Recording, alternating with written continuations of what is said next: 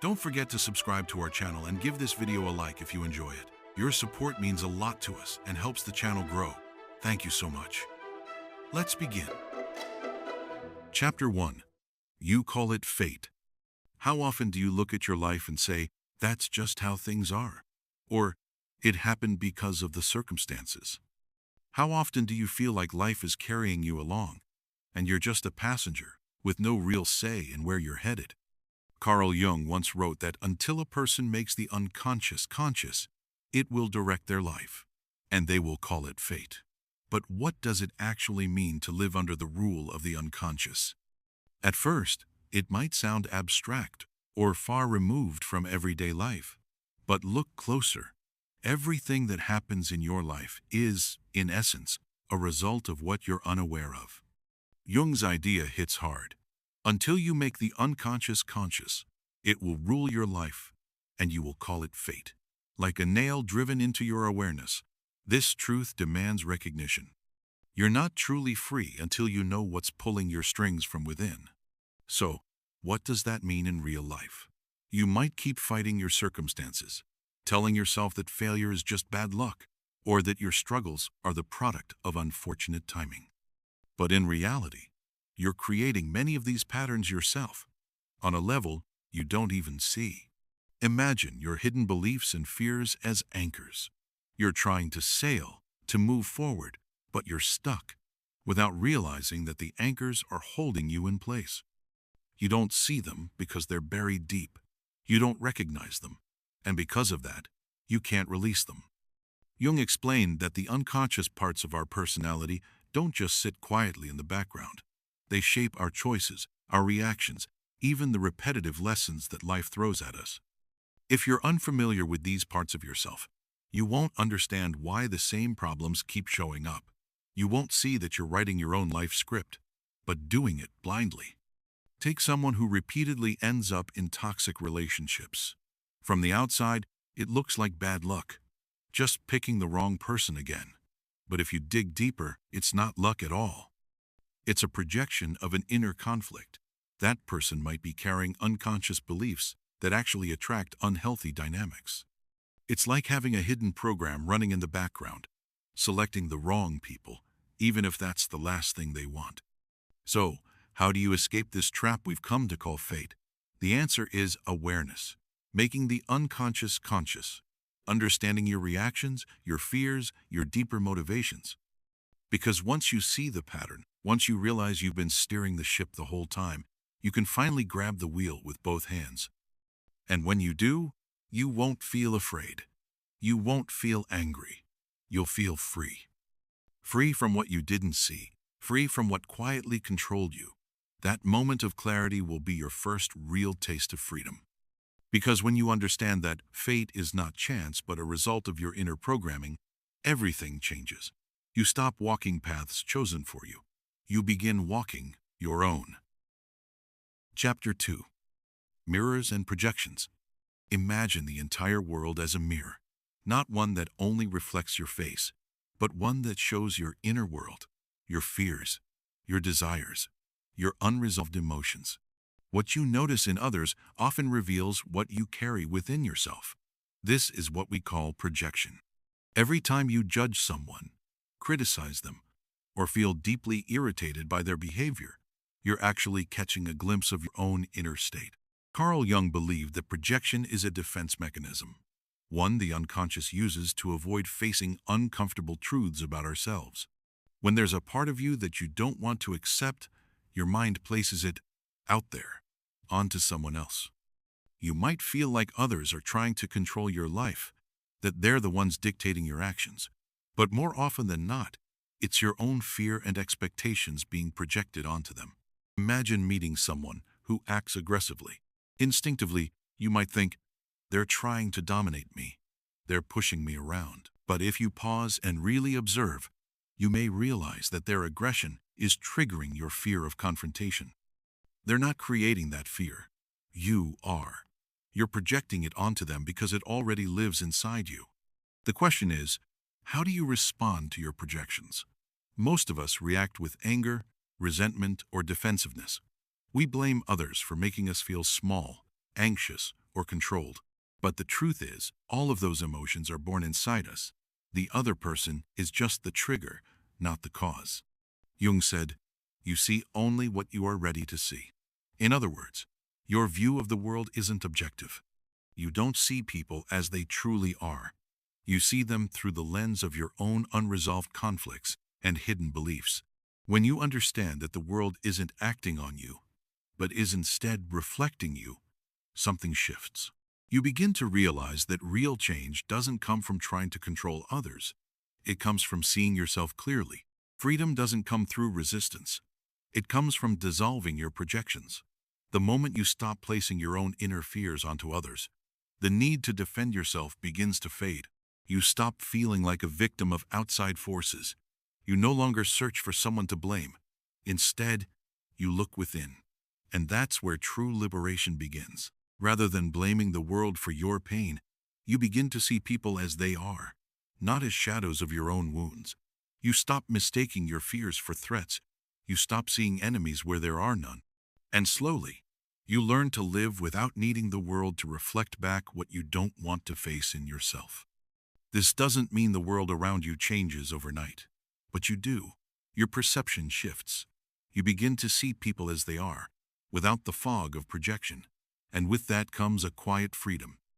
You feel less controlled, less reactive. You begin to adapt without abandoning yourself.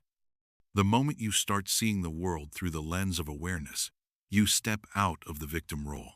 You become the one who chooses how to respond. That choice is the key to inner freedom. Because now you understand. Everything you see in others is showing you something about yourself. And once you know that, you're no longer at the mercy of your circumstances. You take back the power to choose how you see and who you are. Chapter 3. Your prisoner and your jailer. Have you ever asked yourself which parts of your personality you hide from others and why?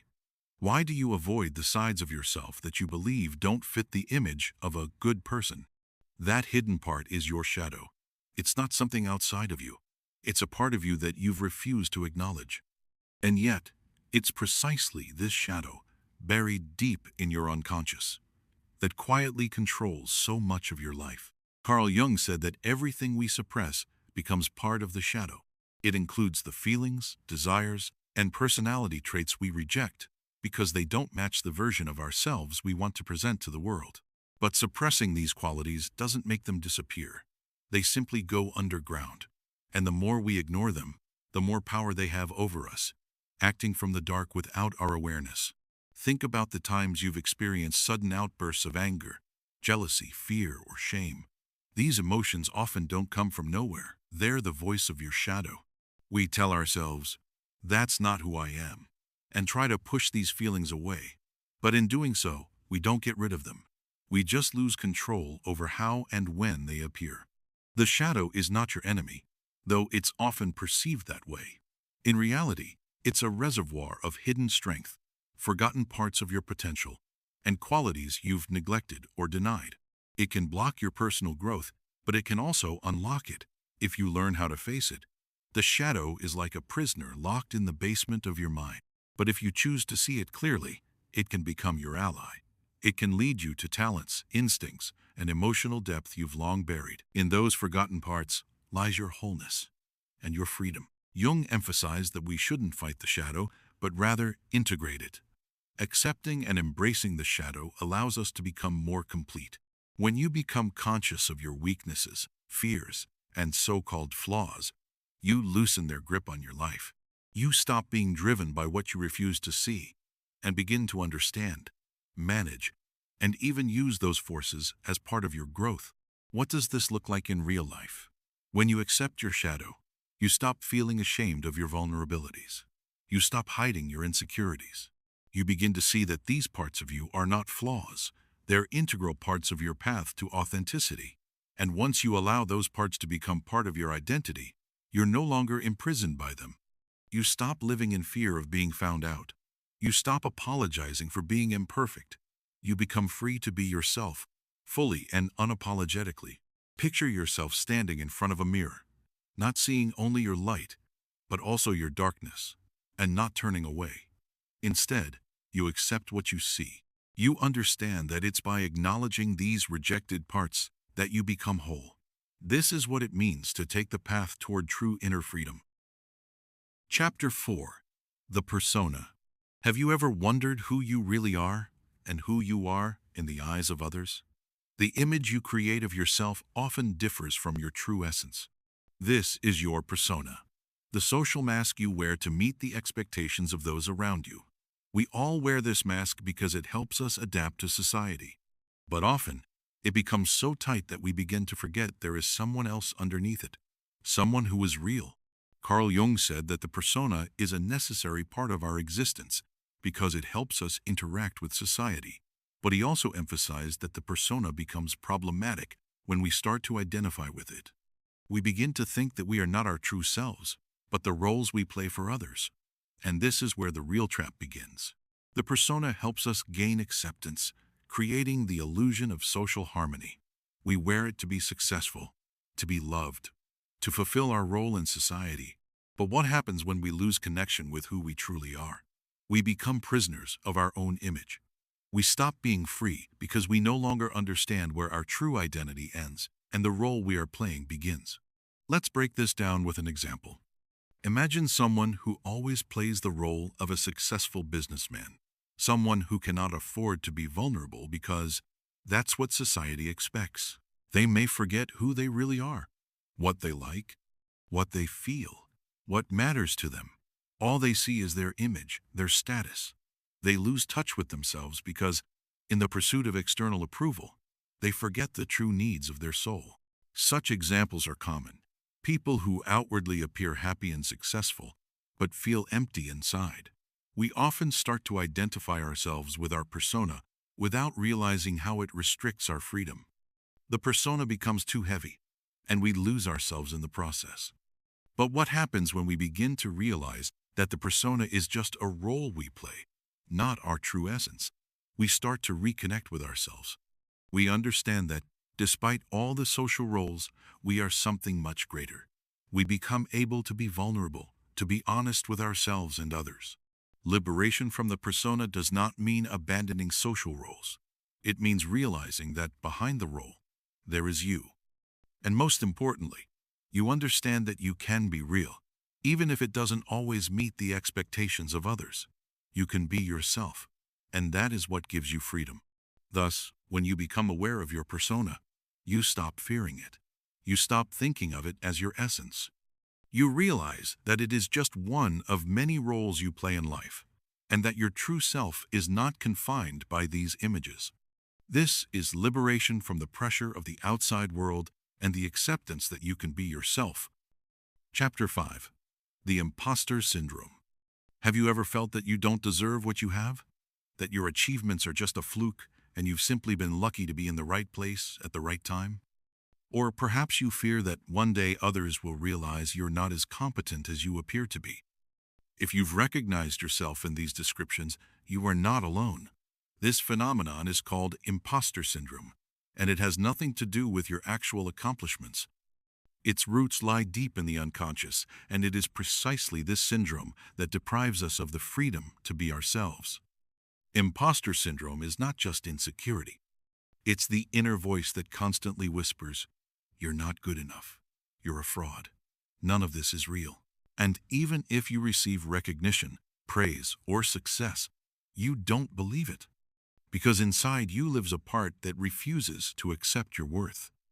Jung would say that this is a projection of the shadow onto ourselves.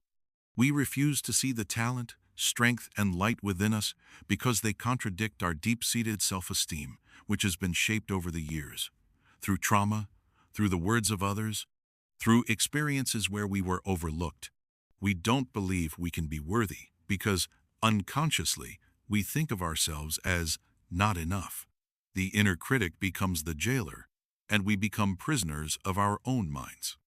The paradox is that the more you achieve, the stronger your anxiety becomes. With every success, the fear of being exposed grows. You bury yourself deeper in work, trying to be perfect, to prove to yourself and others that you are worthy. But instead of joy, all you feel is burnout. And this is where the wisdom of Jung becomes crucial. Freedom begins with the awareness of the unconscious. Until you recognize who it is inside you saying, "You're not worthy," you won't be able to break free from this cage. But once you notice this voice and ask yourself, "Who is doubting me right now?" you reclaim your power. Jung emphasized that the path to wholeness is a path toward accepting our complexity. You can be talented and occasionally insecure. You can make mistakes and still be intelligent. You can be vulnerable and still be worthy. These are not opposites. They are parts of a single, living personality. Once you start acknowledging your contributions, your efforts, your abilities, you begin to feel freedom. Not the freedom that comes from medals, diplomas, or approval, but the internal freedom to be who you are without needing to prove to anyone that you deserve it. And this sense of liberation frees you not only from imposter syndrome, but also from the endless chase for external validation. You no longer need recognition to believe in yourself, because now you know your worth is not in the words of others, but in your willingness to be yourself. Chapter 6. Invisible Scripts You Live By. Have you ever wondered why, at certain moments in life, you react as if something ancient, powerful, and inevitable within you is triggered? Why do you sometimes seem to follow a pattern that feels as if it's already been written, even though you never planned it? The answer lies in archetypes, which, according to Jung, reside in the collective unconscious of every person. Archetypes are universal psychic structures, primordial images passed down through generations. They are like invisible directors of a play, in which you are the actor, having forgotten that you yourself wrote the script. The mother, the hero, the elder, the sage, the seeker, the martyr, the ruler, these and other archetypes silently shape how we perceive the world, ourselves, and others. Jung argued that as long as an archetype operates unconsciously, a person remains its hostage. For example, a man captured by the hero archetype may spend his life fighting, overcoming, and conquering, but not realize that what drives him is not his true desire, but the need to fulfill the role that's been written inside him. A woman driven by the mother archetype may forget her own desires, dissolving entirely into care for others, even when it destroys her. When we are unaware of an archetype, it becomes fate. It dictates not only the roles we play, but also the feelings we experience: shame, guilt, pride, fear. It makes us feel that we must be someone to fit in, with our family, society, or culture. But once we begin to see that this is just one possible role, a gap opens up, a space where we can choose. Jung didn't suggest we eliminate archetypes.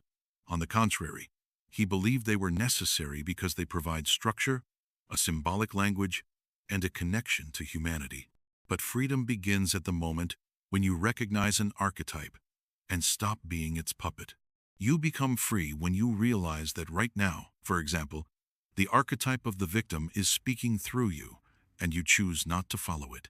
Or, conversely, you activate the archetype of the creator when you take responsibility for your own life. Archetypes can be a prison, but they can also be a tool of power if you take control into your own hands. It's like stepping outside the script. You can still use the images, draw inspiration from myths, see yourself as the hero, the teacher, the warrior, or the lover. But you know that this is not the whole of you. You are more than the archetype. You are the one who can choose who to be in every moment of your life. Jung called this process individuation, the realization of the authentic self through awareness of your internal forces, images, and shadows. Understanding archetypes is one of the keys to this path. Until you realize who is playing inside you, you will act according to someone else's script. But once you recognize the voice, you can say, "Thank you, I know you, but now I choose for myself." Chapter 7. Individuation, the path to freedom. The essence of the path to inner freedom, according to Jung, lies in one word: individuation. This is not just a beautiful philosophical term. It is a living, difficult, captivating process. It is a return to yourself, not to the mask, not to the role, not to others' expectations, but to your deep self. Jung understood that a person cannot be free until they know who they are. Because in ignorance of ourselves, we will always be subjugated to archetypes, projections, shadows, fears, traumas, and the voices of others. Individuation is the path where we gradually bring all parts of ourselves together into a whole. We do not reject, suppress, or destroy. Instead, we accept and integrate. You cannot truly be yourself if you deny your shadow, or if your life is just the persona, convenient for the world but detached from your inner needs. Or if you are driven by the archetype of the hero, but you do not understand why you are always compelled to overcome something. Or if the creator lives within you, but you are afraid to acknowledge it, because your family always valued stability over inspiration. Individuation is a dialogue with all your inner aspects. It's when you are able to hear your shadow and not be afraid. When you know which mask you wear and why. When you recognize archetypes and do not let them control you from the shadows. When you do not live only as son, worker, man, leader, but allow yourself to be all of these and something more, alive, complex, authentic. Jung emphasized that individuation is not an achievement, a status, or a medal. It is a lifelong process. It is a journey in which you do not become someone new, but return to yourself, as if remembering who you were before you began to conform. So, what do you find on this path? Wholeness. This does not mean perfection. It means you no longer fight with yourself. You know your weaknesses, and you are not ashamed of them. You recognize your strengths, and you do not need external validation. You are able to be vulnerable, and do not see it as weakness. You feel an inner strength, because you know who you are. It is only from this wholeness that true freedom is born. Not the kind where you loudly proclaim, "I answer to no one," but the kind where you peacefully live in accordance with yourself, even if the whole world around you demands otherwise. You are no longer guided by fear. You are no longer guided by the persona. You are no longer guided by expectations. You are guided by yourself. Jung said, "You become who you have always been, but never realized." This is the mystery of liberation, not in destroying yourself, but in deeply recognizing who you are. Chapter 8. The Inner Freedom. You've reached the finale. Behind you lie the unconscious, projections, the persona, the shadow, archetypes, the imposter syndrome, and the path of individuation. But what now?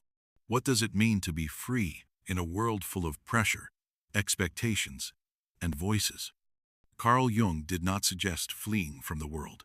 He didn't teach us to escape to the mountains or reject society. He said, "Until you make the unconscious conscious, it will direct your life, and you will call it fate." And in that phrase lies the essence. Freedom is not in resistance, but in awareness. Most people imagine freedom as something external. Quitting a job, ending a relationship, moving, changing their appearance, or changing their name. But if you don't know who is making these changes, you're just altering the scenery, remaining bound inside. True freedom doesn't start with revolution. It starts with honesty toward yourself. It's the silence in which you hear your inner voice. It's the ability to say no, not because you want to fight, but because you cannot betray yourself. It's the skill to be yourself, even when no one supports you. It's the choice to walk your own path, not because it's easy, but because it's yours. Freedom is peace. It's not the absence of fear, but the knowledge of where it comes from. It's not the rejection of pain, but the understanding of what it teaches. It's not perfectionism, but allowing yourself to be alive and imperfect. It's the ability to let go of control and still stay true to yourself. You are free when you can say, "I know who I am. I accept that both light and darkness live within me. I no longer need validation because I see myself." Jung called this inner process the sacred work of each person. It is not the path of the crowd, not quick success, not the path of likes and applause. It's a slow awakening. But in that awakening lies your strength. Liberation does not come from the outside. It happens when you stop fighting and begin to look within. Not to judge, but to understand. Not to fix, but to accept. The world will not become perfect. People will still demand. Society will still shape. Fears will still return. But if there is inner support, if you've walked the path to yourself, you will stand firm. Not aggressively, not arrogantly, but peacefully, with dignity. You are freedom, because you are aware. You have to know. No one and nothing can control you when you know who you are. Thank you for staying with us until the end. Please don't forget to like the video and subscribe to our channel. Your support truly helps us grow. We appreciate it so much.